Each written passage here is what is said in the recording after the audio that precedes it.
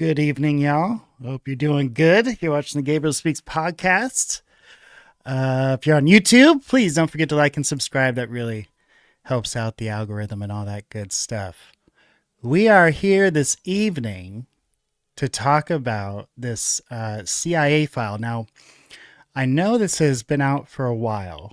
However, I was very interested in it when I first heard about it and didn't really get into it too much. And after searching those other files for a while, I got kind of tired of researching that and and talking about that and mentioning that. So I decided to go another direction. We're going to talk about the CIA file and the possible locations of the Ark of the Covenant.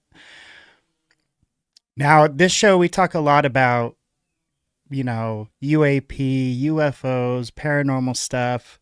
A lot of, had a couple episodes on Tracy Twyman and kind of like all of the stuff that happened with her and her research of, Baphomet and the occult, their practices, things like that.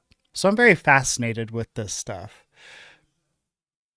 When I found out that the CIA located the Ark of the Covenant not by being spies and not by doing like good research, they did it through remote viewing. And this crosses over to the UFO, UAP subject so much because we now have people who say they can control UAP craft using psionics, right? That kind of stems from this same remote viewing energy, focus, power, whatever you want to call it, gift. So the fact that in the 80s, there's a couple very interesting things here. One thing, they're still using the remote viewing program in the 80s. And the other is, why were they looking for the Ark of the Covenant in the first place?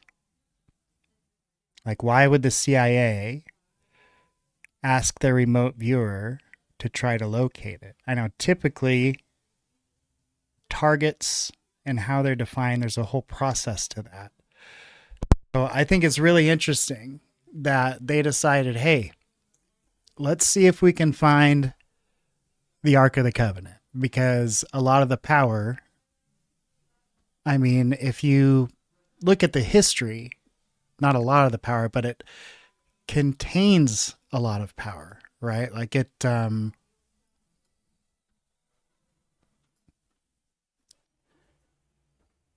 has defeated armies. It has defeated enemies. It has even killed those that were owning, quote unquote, caring for it. There's even a part of the Bible where one of the people that was transporting it thought it was going to fall over, and they went to try to fix it, to put it back up on the, little thing they carried on, and it killed him.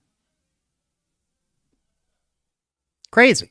Right? Trying to take care of it, it kills you. So a lot of power and a lot of misunderstood power, I think. And there's a few main theories on where the Ark of the Covenant may have ended up. So we'll go through those.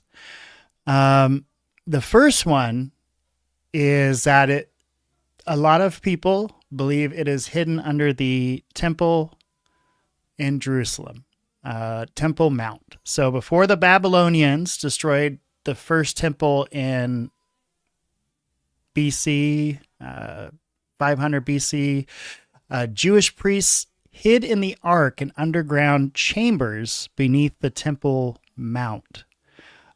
So there's Jewish texts like the Talmud that mention secret storage chambers. The Temple Mount has never been fully excavated due to obvious religious and political constraints. The Holy of Holies was the Ark's known resting place, but there's no physical evidence. It's basically impossible to excavate that place, and the Romans destroyed a lot of the Second Temple infrastructure later. But that doesn't mean we won't develop some technology or some way of proving that out and somehow excavating that in some way in the future. Maybe if it's only just through penetrating, with sound waves and things like that. The second biggest theory is Ethiopia, which is the Church of St. Mary of Zion. So a lot of people, especially a lot of people in Ethiopia, believe that Menelik, who was the son of King Solomon and the Queen of Sheba, wanted the Ark of the Covenant moved there. And there's very detailed Ethiopian tradition in the Kebra Nagast. Probably said that wrong. Don't kill me. And every Ethiopian church contains a symbolic ark. And a single monk is assigned to guard the ark and never leaves the church. And there's rumors that they often suffer health issues. And I think Rogan and Graham Hancock get into this a little bit here. Let me get that pulled up. So Graham Hancock was one of the main guys that really was a proponent of the Ethiopian idea. So here he is on Rogan kind of breaking down that research.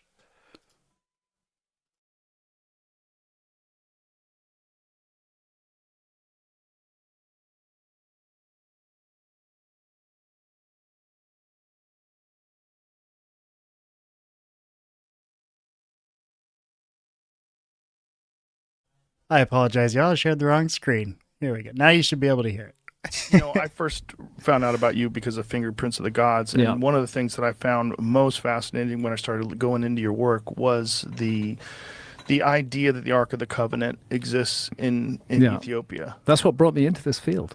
Before that, I wrote all about current affairs. That story is so nuts, and it sounds so ridiculous, and people, you go, what? The Ark of the Covenant's real? But then when you go into the history of these people that lived there, and they all suffered radiation poisoning, and it's like, wait a minute. Cataracts over their eyes. Yeah. And let's not forget that there's an indigenous population of Old Testament Jews in Ethiopia, the Falashas, who have their own story about how the Ark of the Covenant got there. Right. Different from the Ethiopian national epic, which is called the Kebra Nagast, the glory of kings. That's why I got into this field. I was a current affairs guy, and Ethiopia was on my beat, and I just kept on coming across this story, and I realized it was central to Ethiopian culture, and I decided to investigate it and explore it, and it led to The Sign and the Seal, which was published in 1992, and that's what set me on the path to Fingerprints of the Gods and everything. So, I mean, regardless of what you think about Graham Hancock, he did do a good bit of research for this story. Like, I remember watching the original story where he breaks down essentially the whole timetable from when the Ark was last known to be mentioned and how from there all the way to Ethiopia, and even finds the Ethiopian church where he believed it was, but they wouldn't let him in. And we're going to talk about that town here in a minute. That followed that. So who is getting the cataracts? The guardian of the Ark. This is a monk who is appointed. The place is Aksum in the province of Tigray in northern Ethiopia. It's a massive massively interesting place. Axum has these huge granite stelae. They're very similar in many ways to ancient Egyptian obelisks. They're a bit different in shape, but same sort of height, some of them going 110 feet high, cut out of solid granite, right up there in the highlands of Ethiopia. And then they have an ancient church, the Church of St. Mary, Cathedral actually of St. Mary of Zion, where the Ark apparently was kept for hundreds and hundreds of years. Before that it was kept elsewhere, and then now it's been moved into a chapel that stands next to St. Mary of Zion Cathedral. And that chapel is guarded by armed men. The whole town is an armed camp that is protecting what they believe to be the Ark of the Covenant, but it's guarded particularly by one guy who is the official guardian of the Ark, and he's elected by other monks to be the guardian of the Ark, and several of them have run away when they get that election, because once you're elected as the guardian of the Ark, when the previous one has died, you're going to be kept in that chapel forever. You'll never be allowed to leave it. So they're close to whatever this object is. They're close to it. And I met 3 of them over a succession of years, because their mortality is once they're appointed, they die very soon. And they all had these cataracts over their eyes, and they all blamed the object in that chapel, whether or not it's the Ark, for causing their blindness. Wow. So it's and no one is going in there and trying to get to the bottom of it. They won't let you. They won't let you. They won't let you. Can to a certain, bribe them? No. It seems like someone should go look. Yeah. What the hell is that? Yeah. What's in there? I mean, if we really find out the Ark of the Covenant was an actual object. Right. Like it's this huge thing.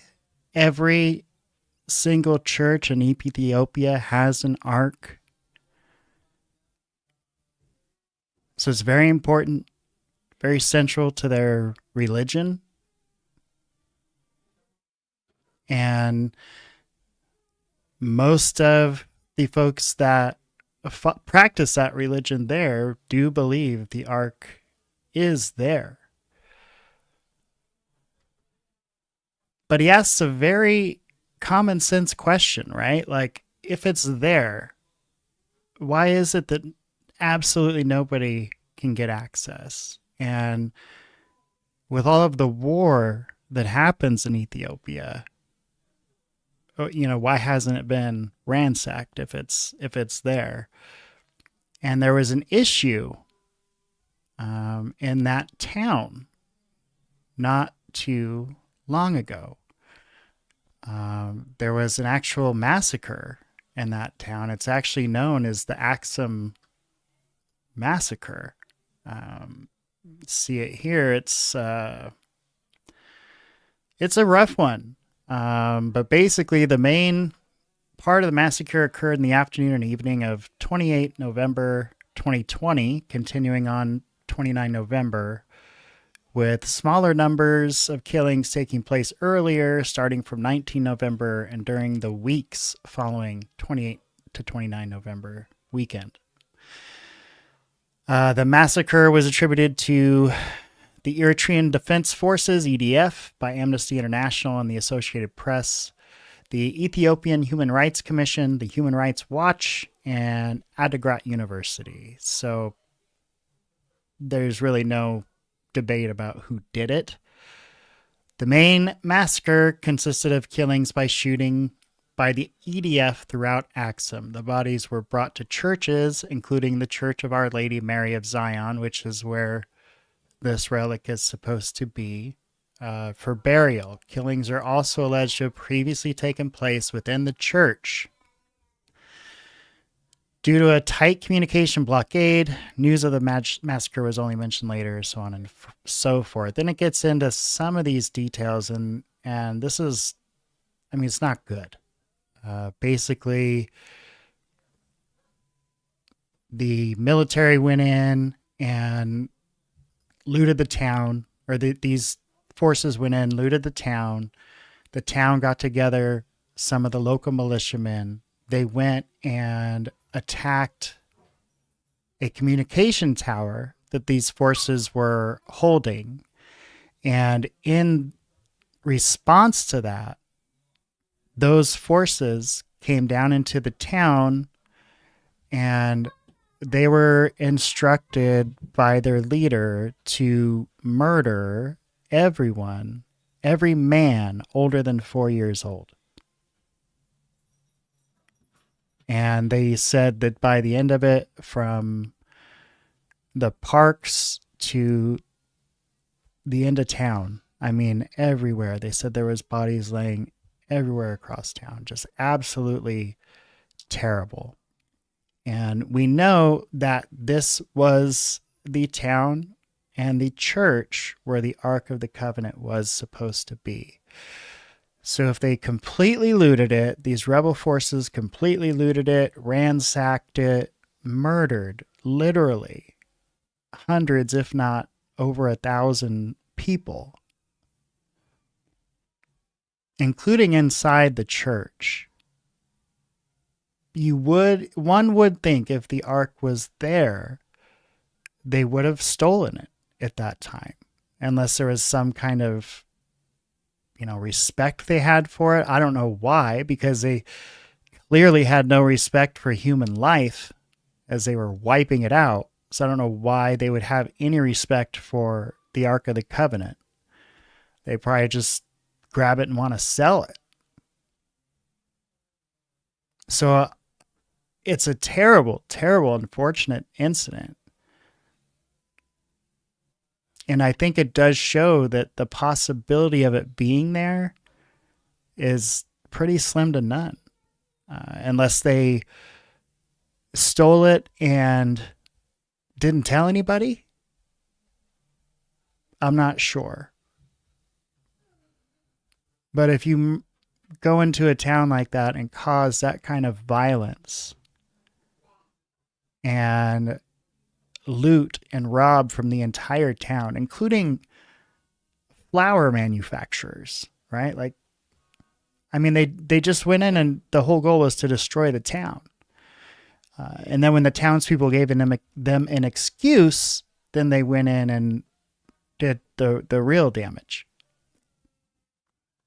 But I would have to think these kind of people would have no problem taking that. So that may take away from the idea that the Ark of the Covenant is there. Just something to ponder. Another location people think it's at is Egypt, hidden, and it was hidden during the Babylonian threat. So the Ark was taken to Egypt by fleeing Israelites during the Babylonian invasion. So the Bible documents Jewish communities in Egypt, right? We know that. The prophet Jeremiah is sometimes associated with Ark movements. And Egypt had advanced vaults and temple storage. We know this. We're still trying to figure out things that Egypt did and some of the ways that they would position these tombs and vaults with trapdoors and all this kinds of really intricate stuff. The problem is that no Egyptian record mentions it. And Jewish texts, they just don't support the Egypt destination in any way, shape, or form. Like Ethiopia, you can sort of put the pieces together there, but there's nothing in the texts that point to Egypt, at least in the Jewish texts. Another theory is the Essene theory, or the Dead Sea region. So the theory there is that the Ark was hidden by a priestly sect, often linked to the Essenes, somewhere near Qumran. I'm sure I'm just butchering this. I'm sorry, y'all. But the Copper Scroll lists hidden temple treasures from the Dead Sea Scrolls. The region is riddled with caves. We know that. And the Essenes believed the temple priesthood was corrupt. So it's very possible they did it and what they thought was in the best interest of the church, the faith, whatever you want to call it. The problems with that is that the Copper Scroll never explicitly names the Ark, and massive treasure hunts have gone on there, but they haven't found anything. So unlike in Israel, they can excavate there, but they haven't been able to locate anything. Another theory is that it was taken to heaven. So God removed the ark from earth entirely. It appears in apocryphal texts. It aligns with the ark's dangerous sacred reputation. And it explains why it was never captured by enemies. The problem there, of course, is that it's not testable, and it depends entirely on theological interpretation. There's another theory, and I think this one, if we think about all of the things have found out over the years that the Vatican has kept from us, I think it's very possible, I'm not saying probable, but very possible that the Vatican has the Ark and they have stored it, right? Maybe it was recovered by Christians or the early Crusaders. Maybe when all that stuff went down with the Knights Templar, maybe the Knights Templar had it. They took it back from them. I don't know. But it is possible somehow the Vatican ended up with this thing. There's a lot of legends about the Knights Templar. So when we think about the ending that they ultimately faced, the torture and the confessions, and then the ultimate killing of most of the Knights Templar, was that because they stole this relic or had this relic in their possession and they weren't supposed to?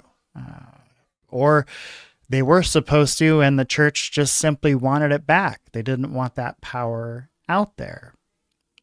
Because if you read the texts, you know that this is a kind of power that is beyond us. Can't be harnessed by us. Can't even really be comprehended by us. So maybe the church thought, hey, to prevent the end of the world, maybe the safest place for the Ark of the Covenant is in our safe, 500 feet under the surface or something. Who knows? There's also the idea that it was lost and destroyed. So there's the whole Babylonian conquest, right? They destroyed and murdered a lot in that town. And then after the First Temple period, there's no mention of the Ark. So it's very possible that they, looted it, destroyed it. This is something they did routinely. So we just don't know. But it's never listed among captured items. And you would think like something that important, that symbolic, would be noted somewhere, right? They'd want to take some pride, have some ownership over that or something. So if we rank these by credibility versus, kind of mystery, right? I kind of plugged these into my AI, was like, let's rank these based on the most credible, which has the most cross checkpoints, what is the most likely, and then rank them. So number one, the Temple Mount. It's the most textually grounded theory. 2 is Ethiopia.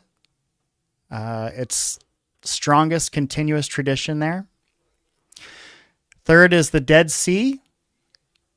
It's archaeologically doable. Egypt, plausible escape route. Supernatural is at 5, right? It's consistent with theology. Vatican at 6, because that's more of a modern myth than actually, it would be more likely it went to heaven than the Vatican has it, is what this is saying here. And then 7, destroyed. Definitely unsatisfying, but very possible. If we look at this document, so this is the CIA document. This is the remote viewing. And these cats were looking for the Ark of the Covenant. It was training target 0209. They used viewer number 32, whoever that may be. Viewer 32 attained excellent sight contact, doing very well with stage 4 structure. Viewer also exhibits the ability to keep AOL to a minimum.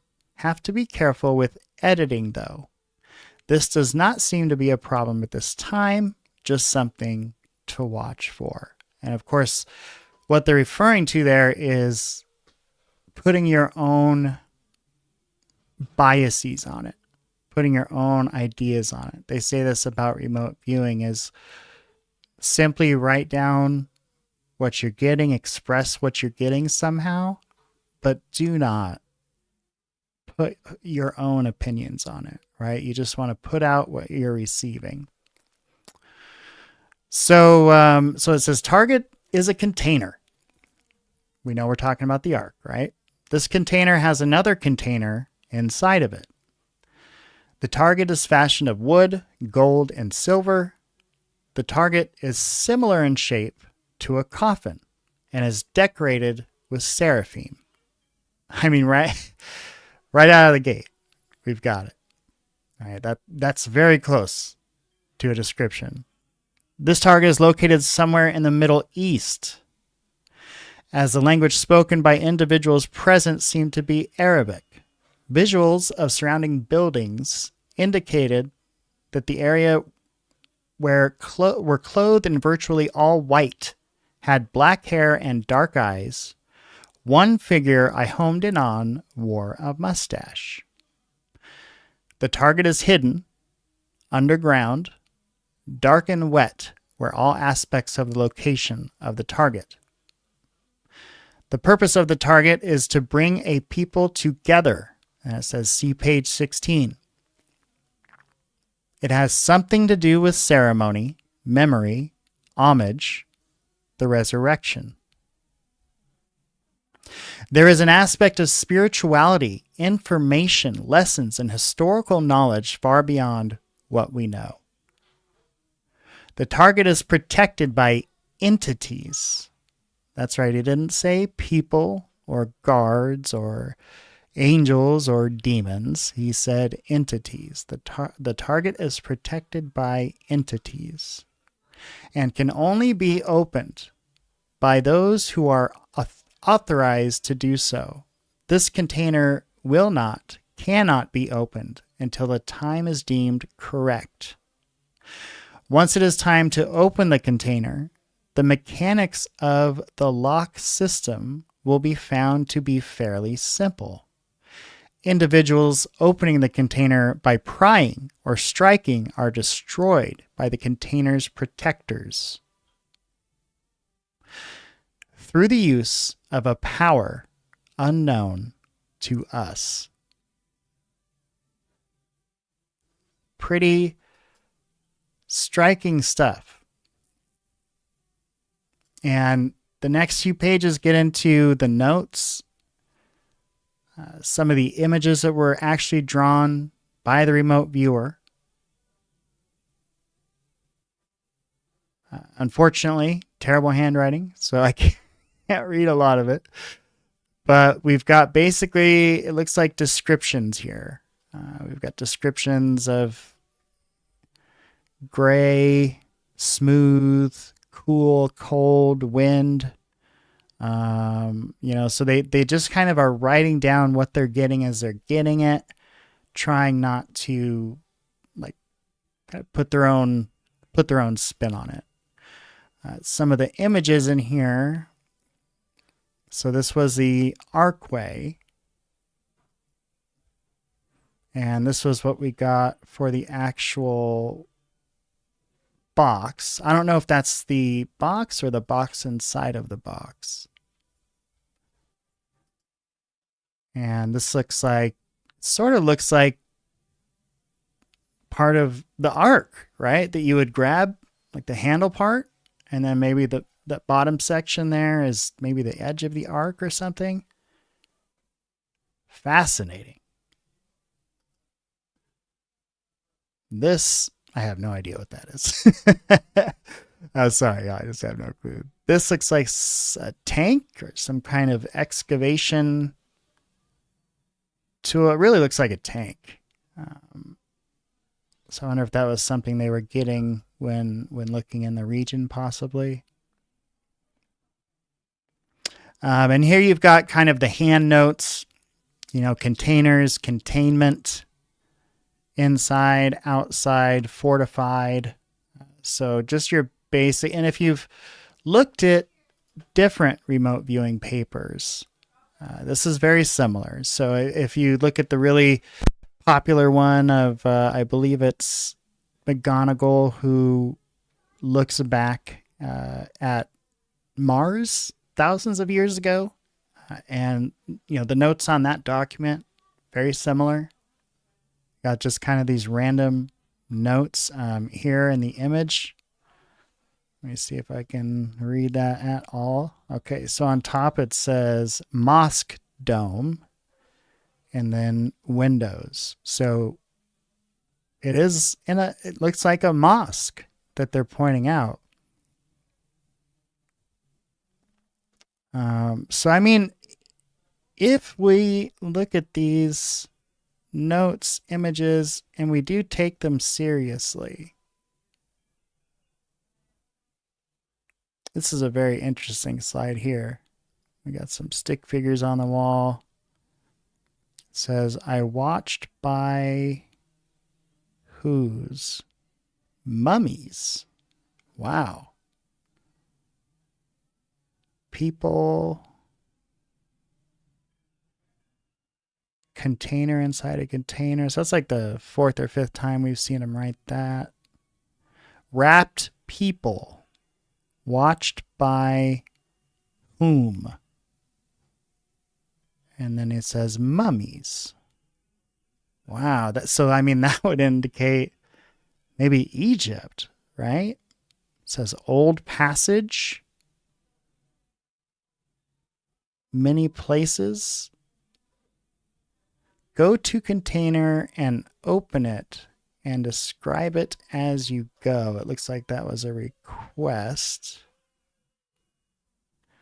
It says metallic, silver, gold, blue, red, wooden, smell, decay. And the image there, wheel. I'm not sure what the wheel is for. And we've got another page with some notes on it. Decoy. Oh, decay, rotten, soft, old tissue, cloth.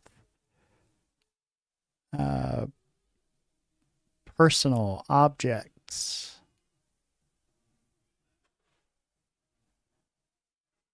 Let's see. Why nasty, dark, soft, nasty, decay. Why nasty? Decay, rotten, soft, old tissue, cloth.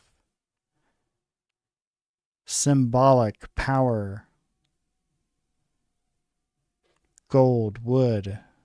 Yeah, I mean, it's just fascinating that they're able to pull all of this out of a remote viewing session. It's absolutely incredible. And this isn't like the one time they did it. We know this, right? We know that the CIA had multiple programs for doing this. And sometimes it would be the same program and they would just rename it, right? Because we know Project Sunstreak ultimately became Project Stargate, right? And we know before that it was called something else. So it's very possible that we still fund this. At this time in the 80s, we were funding this research in the CIA. We were funding this practice. And you don't fund something for 30, 40 years in intelligence if it doesn't work, right? You fund something because sometimes it does work. And those guys are in a position sometimes where that little extra edge can give you the win.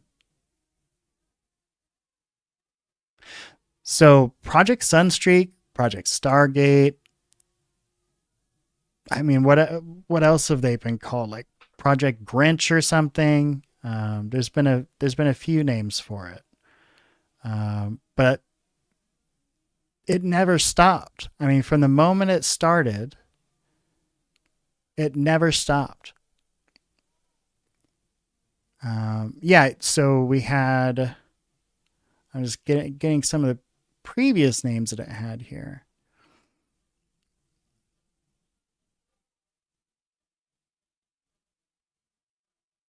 So yeah, we know it was fun and intelligence work, and I had it in my notes earlier. Of course, I can't. Oh, there we go. Grill Flame and Center Lane. I'm sorry, y'all.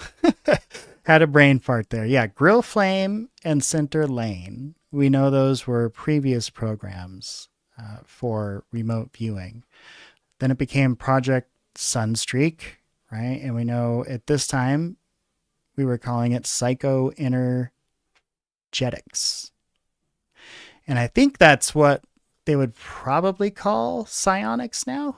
I mean, I'm not 100% sure, but it's possible, right? We have psychoenergetics, the process by which an individual may physically interact with objects, locations, organisms, or events. Psychokinesis is physical actions performed by mental powers. ESP, telepathy, remote viewing are perceptions which cannot be explained by known sensory means.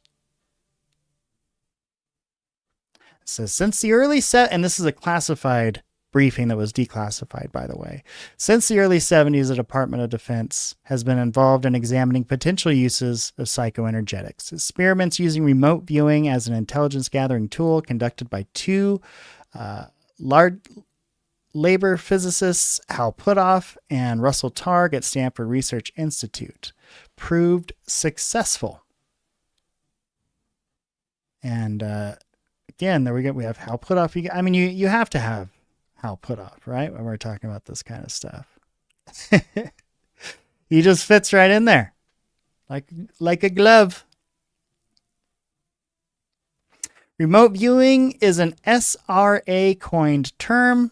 The definition is on this slide here. So remote, as far as the CIA is concerned at this time, remote viewing was the acquisition and description by mental means of information blocked from ordinary perception by distance, shielding, or time.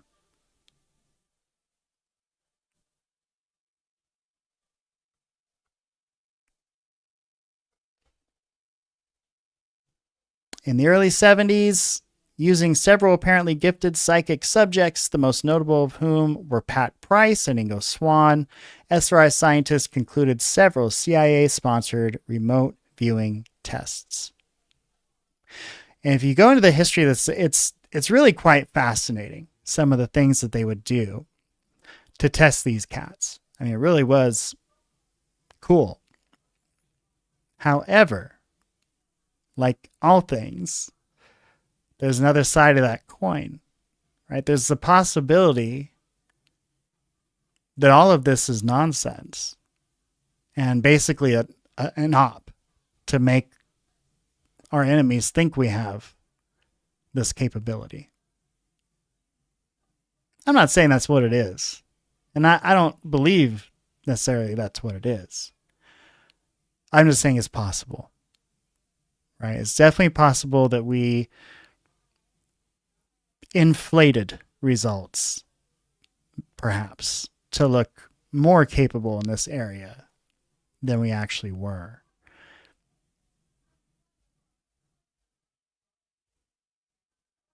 And, Hal Puthoff is a tough one because you just don't know what to believe and what not to believe. Hey, what up, Mr. Dunham? Yes, I do believe it's possible. Absolutely. Absolutely. But I think it's also possible to maybe ham up the results possibly because you're getting funding. I'm not saying that's what it was. I was just saying, for being fair, for being open-minded, it to be open to all possibilities, and that could be one of them. Used proven gifted subjects Pat Price and Ingo Swan gained detailed information about Soviet R&D facility at Semipalatinsk. I'm so terrible at saying like Russian names. And then they have a section of that redacted still, which is interesting. And I wonder if that is, if y'all saw the interview with Hal Puthoff on Rogan, where he described the time they located the classified, it was a plane. Oh, no, I'm sorry. They located a plane in a rainforest, and they said it was done via remote viewer. But also at that time, we had a very highly classified, very sensitive spy satellite. And we didn't want Russia to know about that spy satellite.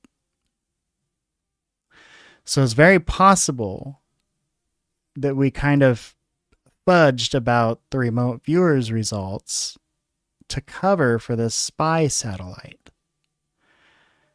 So I'm not saying remote viewing isn't possible. What I'm saying is it can be used for as cover for other things at times. All right, so as a result of the original test's emphasis over the last decade has centered on remote viewing rather than on other aspects of parapsychology such as mental telepathy, ESP, or psychokinesis. The term was conceived at SRI, adopted as the method preferred over other methods such as the mental telepathy, ESP, or psychokinesis.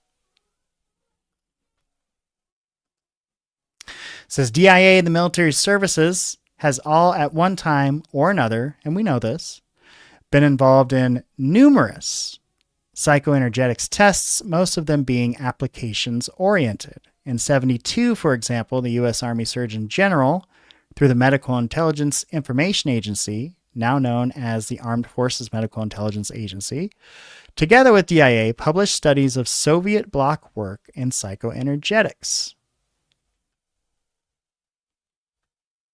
So that's interesting that the U.S. Army would be looking into the Soviet Army's program on psychoenergetics. I mean, I guess that's, of course, what we would do, right? In 1976, the Missile Intelligence Agency informally expressed interest in the U.S. replication of claimed Soviet experiments in psychokinesis, right? Like if they can do it, we got to be able to do it. I mean, this is height of the Cold War. This is, just after Cuba. I mean, people are on edge. In 1976, let's see. So 1972, U.S. Army Surgeon General published a study. 1976, Missile Intelligence Agency expressed interest. SRI developed a small program for them, and in 1977, the Missile Intelligence Agency awarded SRI a one-year research and development contract. During the same time, the Army Material Systems Analysis Agency was involved in the investigation of remote viewing concepts with SRI.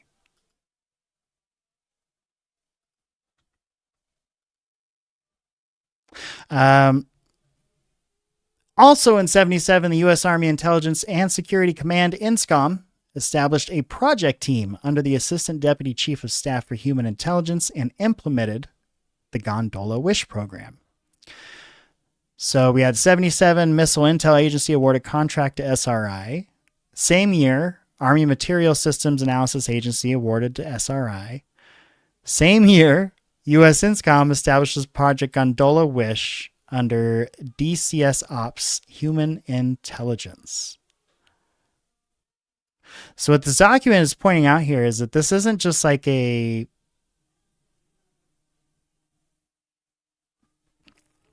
one-time thing. It's really trying to reinforce that this is a real practice, that we can recover actual, actionable intelligence by using this. And so if that's the case, that brings me back to this. If they're reliable, accurate, counted on for intelligence, I only brought y'all about halfway through that slide deck that was put together. It goes on and on and on about all the pluses of using remote viewing and all of the agencies over the years that have used remote viewing. So you have this document in the 80s from a remote viewer saying, here's where the Ark of the Covenant is. And it's also protected by entities.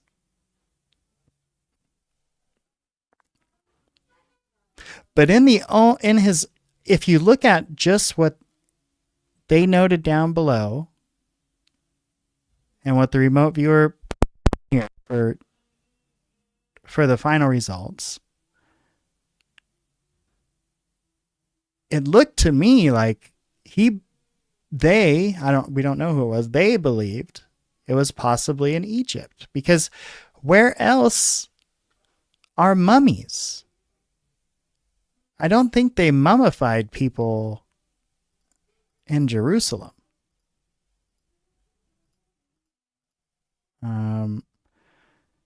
But then again, I don't think that there were mosques in Egypt. Maybe there are today, but yeah, there must be today, right?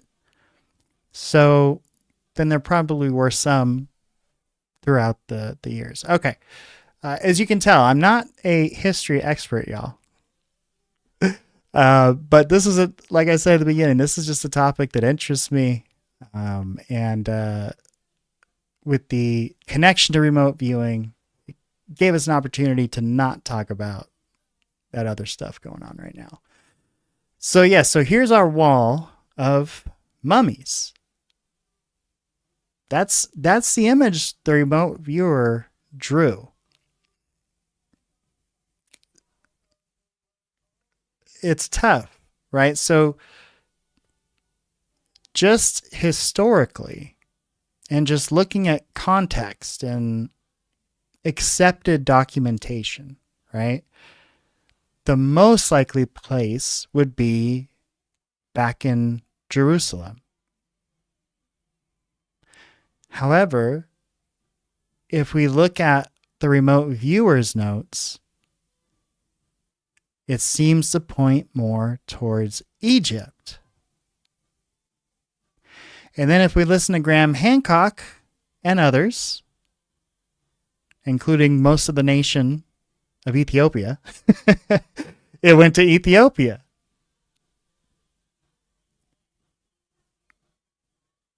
But I can't help if it was in Ethiopia. In 2020, that entire town, including the churches, were looted, and there was a massacre. And unless it was hidden in some magical place, there's no way they wouldn't have taken that item if it was there. Are you kidding me? The value of the actual Ark of the Covenant? Priceless. We're talking about an object that helped barefooted soldiers defeat legitimate armies. We're talking about an object that can literally just zap someone's life out of them. What's really interesting also in these notes is how really it reinforces kind of the history of the covenant, which is if you're not supposed to be in the covenant, you're going to find out real quick if you're trying to get into it, right? Like there are these quote unquote entities protecting the ark. that will literally end your life if you try to pry into this thing.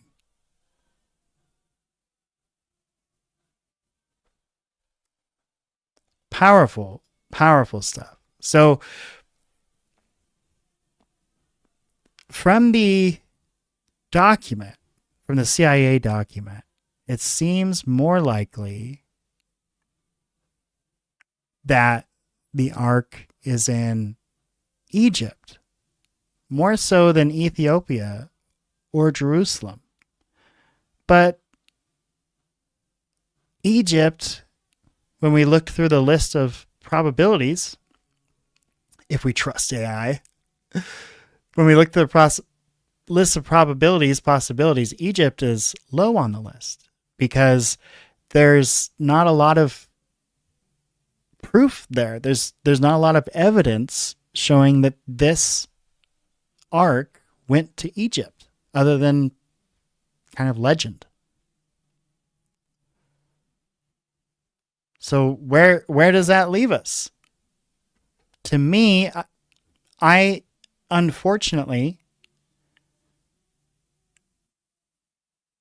rule out Ethiopia because of the massacre that occurred in that town. The fact that it took place not only in and around, but even inside of those churches where the Ark was supposed to be kept safe. And if the Ark was there, I have to believe any group of people that has no problem with getting rid of every male 4 years old and older would have no problem taking the Ark of the Covenant. None whatsoever. I mean, there have been wars in this Middle East region since there have been people in the Middle East region. And many times those wars include smashing up your enemy's religious artifacts to add insult to injury. So if it was in Ethiopia and it was in that town, it was either destroyed or stolen. And so I don't think that it was in Ethiopia and in that town. I am not a scholar like Mr. Hancock, right? I would listen to Graham Hancock over me. But if you just look at that remote viewer document and then do the math in your head, I think the two most likely places are going to be under Jerusalem. And then the remote viewer really is what pushes me over to Egypt. Fascinating stuff, though. And I'm going to learn more about this so I can share more about this with you all. If you like this topic, let me know, because, we cover a lot of news. We cover a lot of UFO, UAP, stuff like that, paranormal stuff.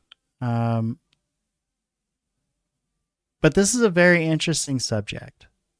And it does kind of brush up a little bit with my Tracy Twyman stuff, in that she believed that the confessions of the Knights Templar were legitimate. That yes, they were tortured, but they did make confessions before they were tortured. And the things they confessed to were not good. Not good at all.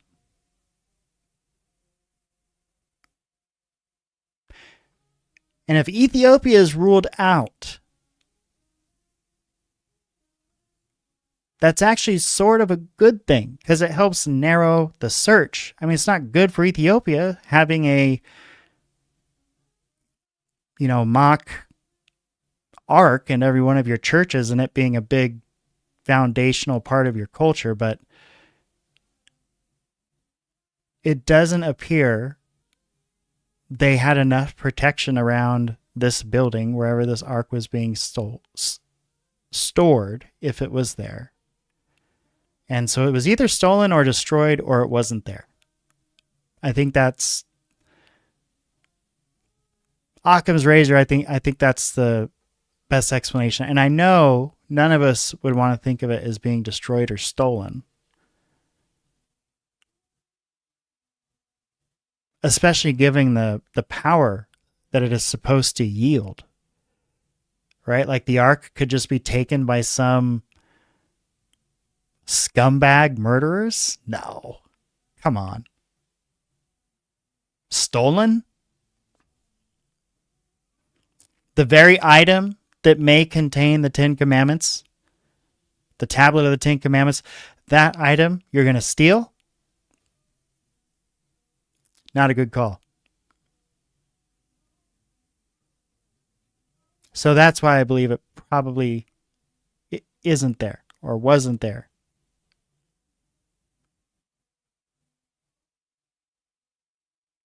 So let me know what y'all think. Jerusalem, Egypt, the Dead Sea area.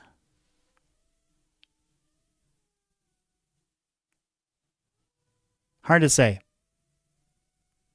And I also think one of the more interesting things is that document with the remote viewing, that was 1988. And when you think about the grand scheme of things, that is not that long ago, y'all. That's like 30 years ago.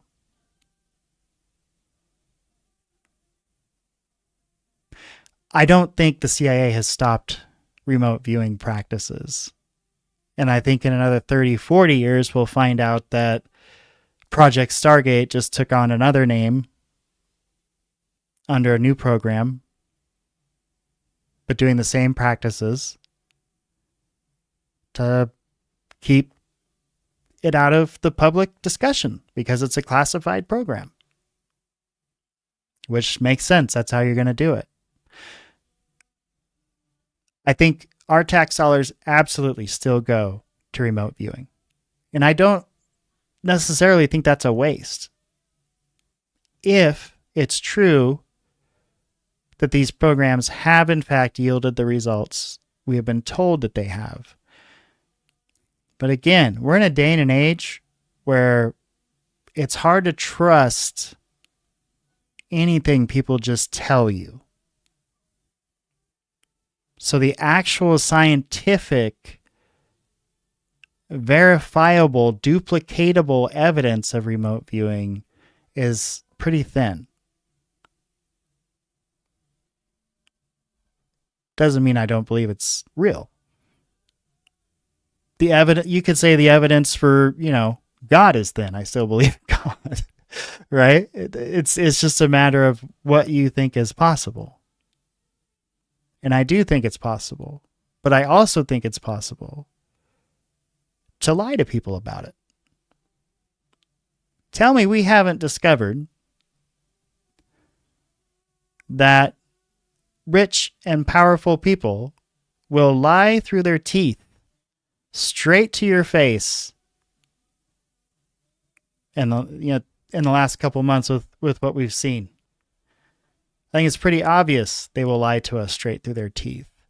So to me, it's just a matter of being critical. We're going to have to get more critical as we go. With the way AI is right now, holy moly. Verifiable facts. If it's science, show me how to duplicate it. Other than that, it's kind of like, trust me, bro.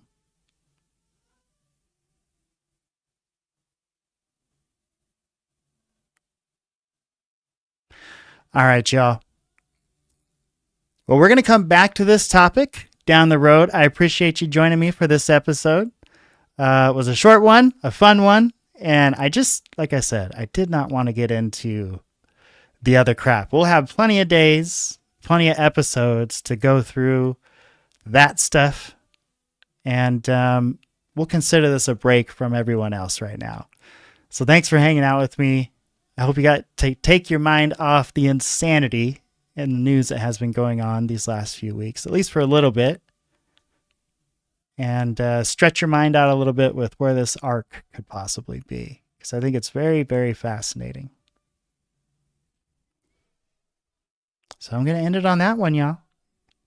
I hope you you have a fantastic evening, and I think I'm going to do another episode here in a day or two. I've been talking with someone about doing an episode on this dielectric vortex energy. It's really cool. There's a viewer we get a lot on our show named Ron, who's extensive knowledge in it, and you can find videos on YouTube with this stuff where they're creating energy and plasma with this process. So very interesting. I'm going to look into that here in a couple of days and do some more updates with our UFO news show here in a day or two. Until then, I bid you adieu. Have a great night, y'all.